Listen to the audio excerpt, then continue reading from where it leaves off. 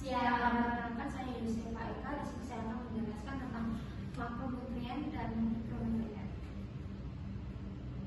Yaitu yang pertama adalah nutrisi, yaitu komponen atau bahan makanan yang diperlukan agar fungsi tubuh dapat berjalan dengan baik. Masing-masing nutrisi memiliki fungsi yang berbeda, misalnya sumber energi. Lalu nutrisi juga dibagi menjadi dua, yaitu makro dan mikronutrien. Yang pertama itu pengertian makronutrien, yaitu kelompok nutrisi yang dibutuhkan tubuh dalam jumlah besar untuk pertumbuhan, pemeliharaan, dan fungsi tubuh yang optimal.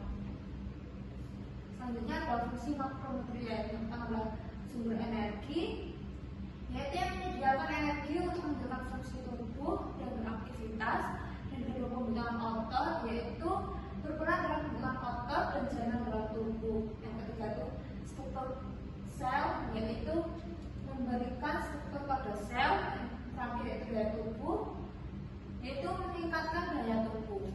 Selanjutnya ada macam-macam makronutrien. Yang pertama yaitu karbohidrat yang berfungsi menyediakan energi bagi tubuh, namun berperan dalam membentukkan energi dan cadangan. Lalu yang kedua ada lemak, juga melindungi organ-organ vital, menjadi insulator yang mempertahankan panas tubuh, serta melakukan dan membangun vitamin larut lemak. Yang ketiga itu protein yang berfungsi untuk membangun dan memperbaiki otot, jaringan dan organ, dan membentuk pengatur hormon. Yang selanjutnya itu ada kebutuhan per hari masing-masing, yaitu yang pertama karbohidrat sekitar 45-65% dari total kalori per hari, dan rata-rata sekitar 225-325 gram per hari untuk diet 2000 kalori. Selanjutnya ada protein sekitar 10-35% dari total kalori per hari, dan rata-rata 50-175 gram per hari tergantung kebutuhan individu. Yang terakhir ada lemak sekitar 20-35% dari total kalori harian, dan rata-rata sekitar 44-78 gram per hari untuk diet 2000 kalori. Dan selanjutnya ada dampak kelebihan dan kekurangan makronutrien. Yang pertama adalah karbohidrat. Kelebihannya yaitu sumber utama energi bagi tubuh, mendukung fungsi otak dan beraktivitas fisik, memudahkan pemulihan setelah latihan. Dan kekurangan energi, mood berubah, lalu gangguan pencernaan. Selanjutnya ada protein. Kelebihannya yaitu penting untuk pertumbuhan dan perbaikan jaringan, membantu pembentukan otot, dan menjaga massa otot, mendukung sistem imun. Dan kekurangannya yaitu mengurangi kualitas otot dan daya tahan, dan masalah pertumbuhan pada anak-anak. Lalu yang ketiga dapat menyebabkan masalah kesehatan jika sangat rendah dalam jangka panjang. Selanjutnya ada lemak, yaitu kelebihannya sumber energi yang padat, mendukung penyerapan vitamin larut lemak atau ADEK. Yang ketiga berperan dalam kesehatan jantung dan fungsi otak. Kekurangannya itu dapat mengganggu kesehatan hormonal, menyebabkan kulit kering dan masalah kesehatan lainnya. Dan ketiga resiko penurunan berat badan yang berlebihan jika asupan lemak sangat rendah. Nah, selanjutnya ada pengertian mikronutrien, yaitu senyawa nutrisi yang dibutuhkan tubuh dalam jumlah kecil tetapi memiliki peran penting dalam berbagai fungsi biologis. Mikronutrien terdiri dari vitamin dan mineral. Mereka berperan dalam berbagai proses seperti metabolisme, fungsi kekebalan tubuh, pembentukan sel, dan pemeliharaan kesehatan secara keseluruhan.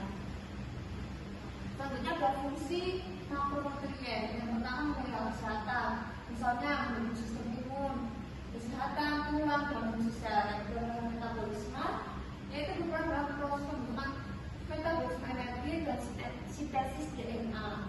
Yang ketiga fungsi enzim.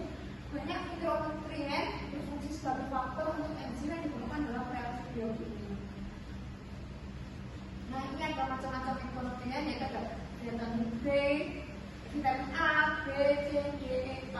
Bisa dilihat di atas itu apa aja vitamin A, manfaatnya untuk tubuh kita. Lalu ada mineral. Mineral ada makromineral, yaitu dibutuhkan dalam jumlah lebih besar. Kalsium, magnesium, potasium, dan sodium. Dan selanjutnya ada mikromineral, yaitu dibutuhkan dalam jumlah lebih kecil seperti zat besi, zinc, tembaga, dan selenium dan lodium.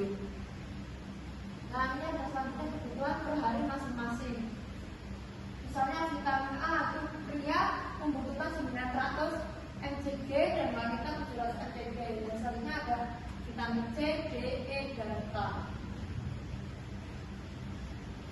Nah, selanjutnya ada kebutuhan per hari masing-masing. Ada vitamin, nah vitamin B itu ada 12 ya, dan yang kedua adalah mineral. Mineral itu adalah misalnya zat besi, misalnya dia membutuhkan 8 mg dan wanita 8 mg hingga menopause atau setelah menopause. Dan selanjutnya ada kalsium dan magnesium, zinc, tembaga, selenium, dan radium. Selanjutnya ada dampak kelebihan dan kekurangan mikronutrien. Yang pertama ada vitamin A, yaitu masalah penglihatan, dan vitamin C itu bukan dari kelelahan, darah fungsi, dan menyebabkan maba. Dan vitamin D itu bisa membuat resiko infeksi lebih tinggi, dan zat besi kekurangannya anemia, kelelahan, dan penurunan konsentrasi. Kita ada zinc, juga bisa membuat pelambatan obat luka dan gangguan penutupan. Selanjutnya ada asam fosfat atau vitamin B9, yaitu dapat meningkatkan resiko kanker tahun pada kehamilan. Selanjutnya vitamin A, kelebihannya yaitu dapat menyebabkan sakit kepala, mual, dan ketukan hati, dan vitamin C bisa menyebabkan diare, mual, dan pencernaan. Selanjutnya ada vitamin B, dapat merusak ginjal dan menyebabkan masalah jantung, dan zat besi bisa merusak hati juga, jantung, dan pankreas. Dan selanjutnya ada kalsium, yaitu dapat menyebabkan